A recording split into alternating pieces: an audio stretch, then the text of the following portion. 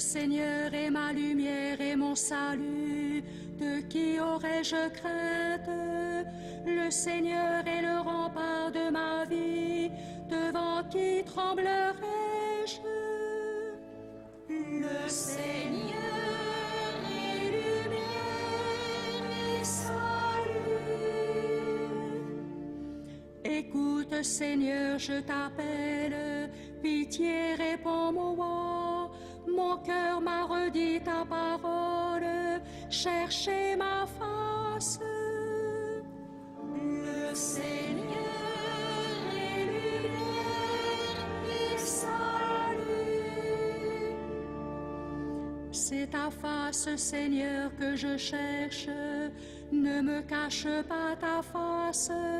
N'écarte pas ton serviteur avec colère.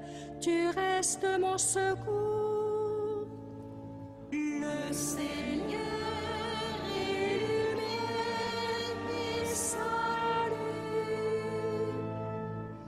J'en suis sûr, je verrai les bontés du Seigneur sur la terre des vivants. Espère le Seigneur, sois fort et prends courage.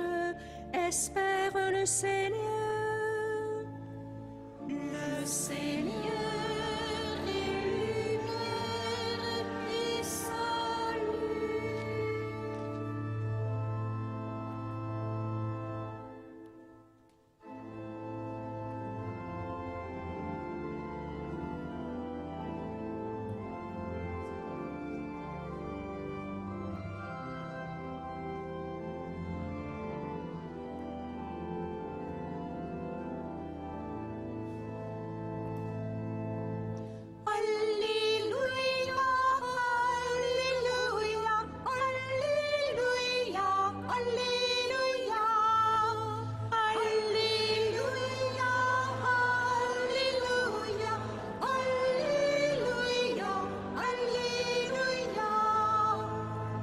Voici qu'il vient le Seigneur avec puissance. Il vient éclairer les yeux de notre cœur. Alléluia, Alléluia, Alléluia, Alléluia, Alléluia, Alléluia, Alléluia, Alléluia. Le Seigneur soit avec vous. Et avec votre esprit. Évangile de Jésus-Christ selon saint Matthieu. Gloire à toi, Seigneur. En ce temps-là, Jésus était en route. Deux aveugles le suivirent en criant « Prends pitié de nous, fils de David !» Quand il fut arrivé dans la maison, les aveugles s'approchèrent de lui. Et Jésus leur dit « Croyez-vous que je peux faire cela ?» Ils lui répondirent « Oui, Seigneur !» Alors, il leur toucha les yeux en disant « Que tout se passe pour vous selon votre foi. » Leurs yeux s'ouvrirent. Et Jésus leur dit avec fermeté « Attention, que personne ne le sache !» Mais une fois sortis, ils parlèrent de lui dans toute la région. Acclamons la parole de Dieu. Louange à toi, Seigneur Jésus.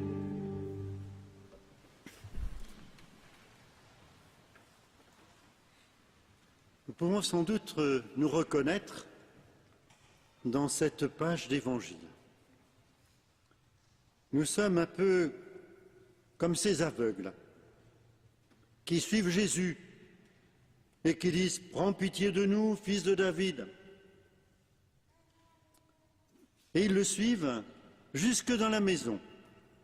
Ils entrent dans la maison juste après que Jésus soit entré et Jésus les interroge. « Croyez-vous que que je peux faire cela. Et ils disent, oui Seigneur. C'est ce désir de voir. Dans ce monde souvent marqué par des ténèbres, c'est difficile de voir vraiment le sens des événements, les situations, de voir aussi l'autre avec un regard nouveau, de nous voir nous-mêmes aussi avec un regard sauveur. Voir. Eh bien, ce 5e jour de la neuvaine, c'est la grâce que nous allons demander, les uns pour les autres. Voir. Nous qui nous laissons surprendre toujours par la miséricorde de Dieu, qui veut ainsi nous faire partager sa vie, nous qui sommes appelés à recevoir ce que lui seul peut nous donner, comme nous l'avons dit dans cette oraison du début de la messe.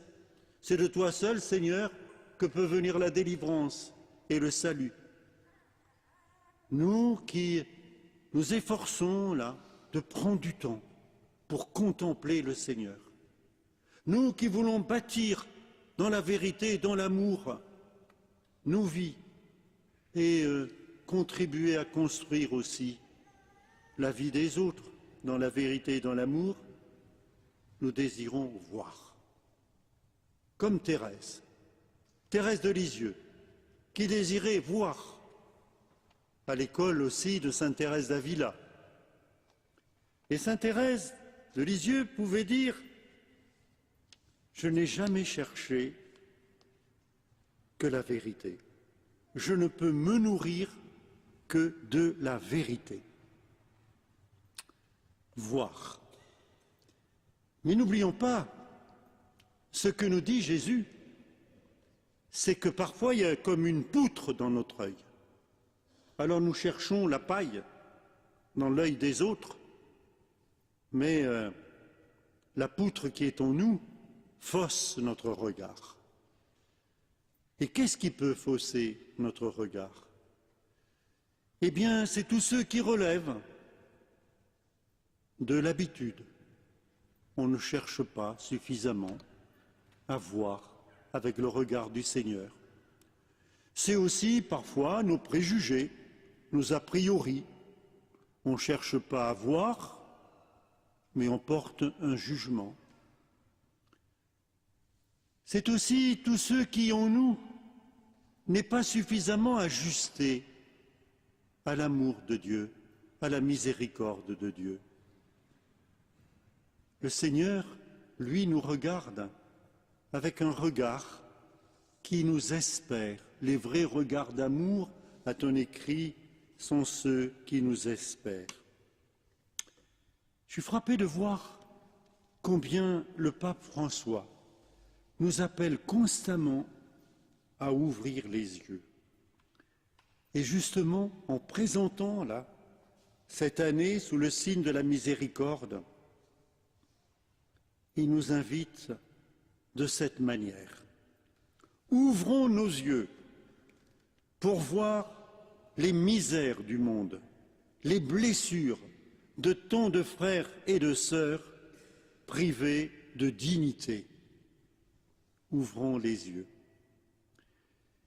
Mais nous le savons bien, ouvrir les yeux, c'est demander cette guérison. Nous avons besoin de la guérison de notre cœur, de la guérison de notre regard. Et le Seigneur veut nous guérir, mais pas sans nous.